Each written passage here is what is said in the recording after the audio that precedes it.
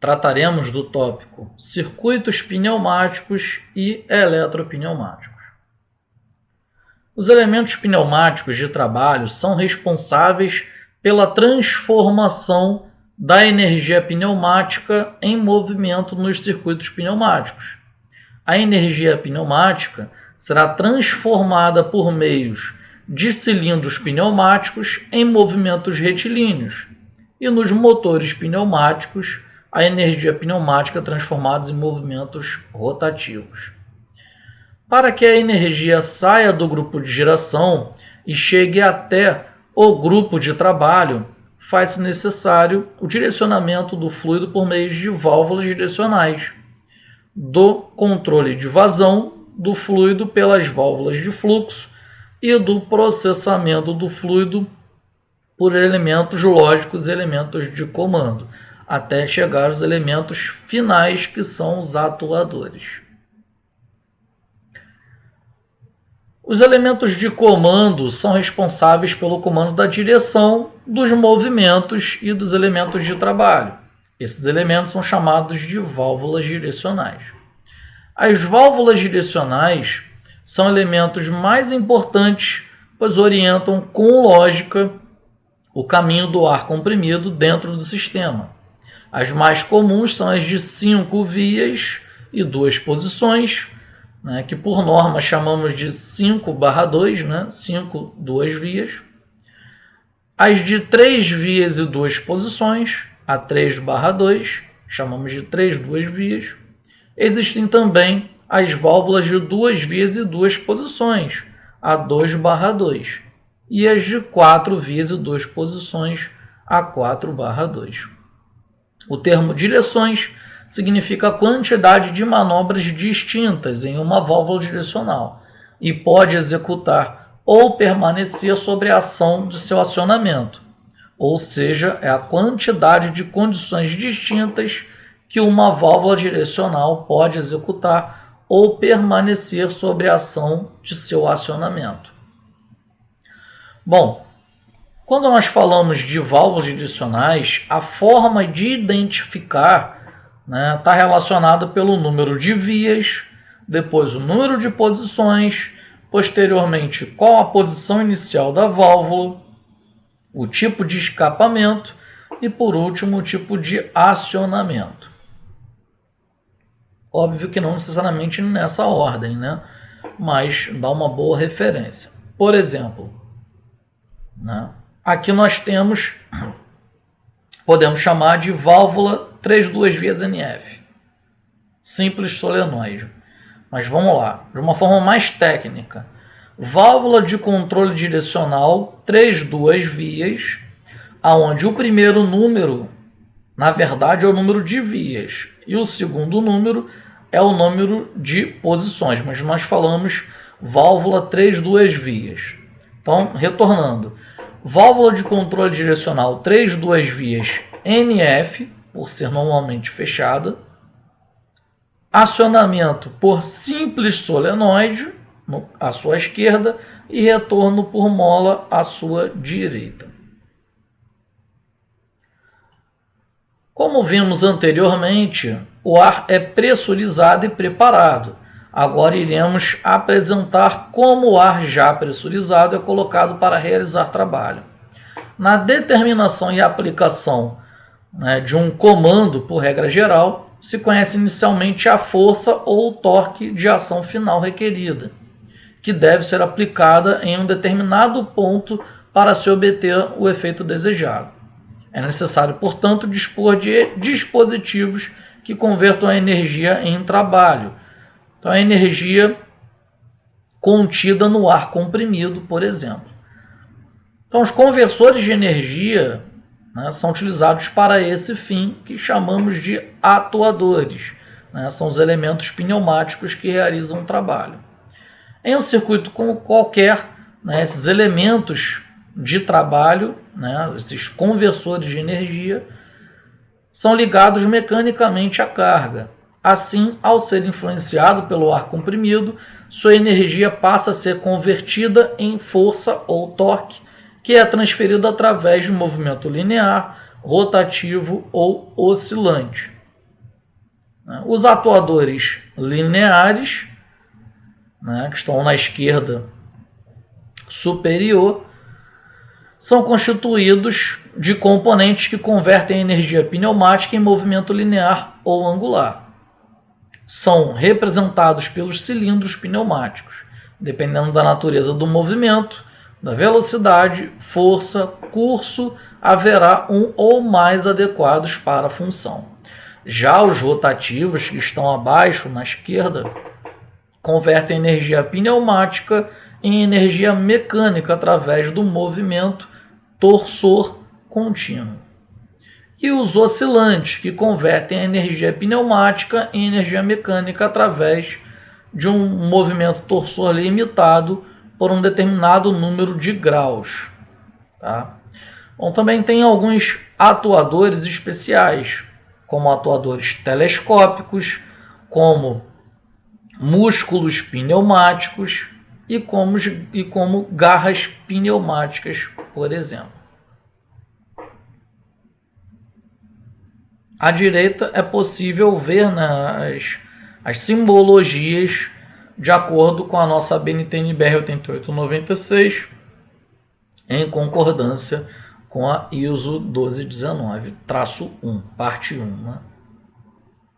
Outros elementos pneumáticos também são muito importantes e muito utilizados em circuitos tanto pneumáticos quanto em circuitos eletropneumáticos, que é o caso da válvula redutora de pressão, né, onde precisa estar associada a um manômetro, né, para medição e indicação de pressão, né, onde durante o nosso ajuste possa ser considerado qual é a pressão que deseja ser controlada. Né? Então é uma válvula que também é chamada de válvula de controle de pressão. Também temos a válvula reguladora de fluxo, né, ao qual podemos regular a vazão do fluxo de ar, né, até a chegada e manipulação dos atuadores. Também utilizamos bastante válvula elemento E e válvula elemento OU por conta da parte lógica operacional. Também temos circuitos temporizadores, utilizando válvula de tempo, e circuitos contadores, utilizando as válvulas contadoras. Quando nós falamos de circuitos pneumáticos e eletropneumáticos, tem que estar em conformidade com a BNT-NBR ISO 1219, parte 2, que trata de sistemas e componentes pneumáticos, né, e eletropneumáticos, hidráulicos e eletrohidráulicos, com símbolos gráficos e diagramas de circuitos. No entanto, as simbologias dos circuitos de comando elétrico para os circuitos eletropneumáticos também estão em conformidade com a BNT-NBR 5280, que é a parte de símbolos gráficos para instalações industriais. Então, seguem alguns exemplos. Projeto 1. Comando direto de um cilindro de simples ação com retorno por mola. Então, aqui nós temos o ponto de alimentação de ar comprimido, unidade simplificada de condicionamento de ar comprimido.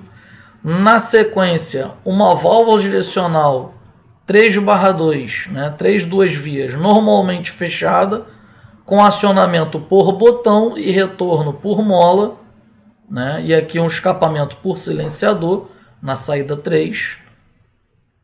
Na saída 2 é a saída de utilização, que neste caso vai para um cilindro de simples ação com retorno por mola. No projeto 2, temos um comando indireto de cilindro de simples ação com retorno por mola, utilizando uma válvula direcional de simples piloto. Então, o que tem de diferente aqui? Ó? Comando manual, né? Direto, 3 duas vias NF, acionamento muscular, retorno por mola, escape por silenciador. Pelo próprio fluido, ou seja, chamamos de linha de pilotagem pneumática, acionamos indiretamente o cilindro através de uma outra válvula direcional, 3 duas vias NF, com acionamento por piloto pneumático, retorno por mola e escapamento também por silenciador. Então aqui no número 1, que é a admissão de ar comprimido, precisa estar ligada também na saída da unidade simplificada de ar comprimido. Ok? E em sua saída, pelo número 2, né, a saída de utilização, conectando até ao cilindro pneumático de simples ação. No projeto 3, já incluímos, né, a válvula elemento OU. Então aqui nós temos dois acionamentos independentes, né, e podem ser acionados ao mesmo tempo também, sendo controlados pela válvula elemento OU. Né? Aí, indiretamente, acionando mais uma válvula direcional, pode estar à distância, por exemplo, para acionar o atuador. No circuito 4, né, já é substituída a válvula O por uma válvula elemento E. O segundo acionamento já fica por parte de uma válvula com acionamento via rolete, inicialmente pressurizada com o cilindro recuado, né, e ao avançar ele aciona uma segunda válvula direcional com rolete, ao qual fará o atuador retornar. E neste caso pode ser controlado por a velocidade pelas válvulas de fluxo variável com retenção unidirecional. No projeto 5, o comando direto de um simples ação já passa a ser acionado com um comando simples elétrico, onde nós temos uma válvula direcional, né? Essa válvula aqui ela é essa pequenininha, e essa solenoide é esse símbolo maior. Então tem que ter o mesmo nome e é acionado por uma botoeira elétrica. Né? O projeto 6 também é um projeto eletropneumático, só que neste caso é acionado, avançado por botão elétrico, só que quando o atuador chega ao final, ele aciona essa chave fim de curso elétrica por rolete, que aciona, né, a solenoide de retorno da válvula. O projeto 6, né, esse que nós indicamos, o projeto 7 já trabalha com um atuador diferente, né, de haste passante, só que agora, ao invés de trabalharmos, né, com chaves de fim de curso do tipo rolete, a ideia é acionar com dois sensores, né, magnéticos. Então já ficam no corpo do atuador ao invés de detectar a posição da haste. Então a posição do corpo do atuador dentro do atuador, que é um corpo magnético, ele vai identificando a posição do cilindro pneumático. O nosso último projeto de exemplo, que é o projeto 8, o que tem de diferente dos demais?